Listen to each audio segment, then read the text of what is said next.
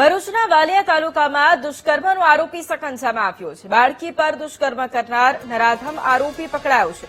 નરાધમ આરોપી રાજુ ગામિતની પોલીસે ધરપકડ કરી છે। 5 વર્ષની બાળકી પર નરાધમે દુષ્કર્મ આચર્યું હતું।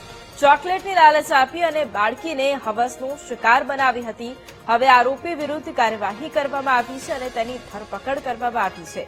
ચોકલેટની લાલચ આપી અને 5 વર્ષની માસૂમ બાળકીને હવસનો શિકાર બનાવી હતી।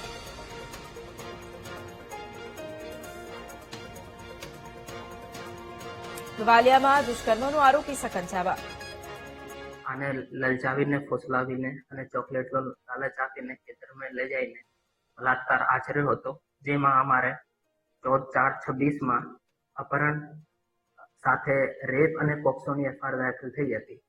જોકે આરોપી ત્યાંથી નાસી ગયેલ હતો, જેથી આની શોધખોળ માટે અમારે એલસીબી, એસઓજી અને લોકલ પીઆઈના નેતૃત્વમાં 6 થી 7 ટીમો બનાવવામાં આવી અને એ ટીમો હ્યુમન ઇન્ટેલિજન્સ અને ટેકનિકલ ઇન્ટેલિજન્સના આધારે કાલે એક શંકાસ્પદ વ્યક્તિની આઈડેન્ટિફાઈ કર્યો, જેનું નામ રાજુભાઈ છે, જે આરોપી તરીકે છે।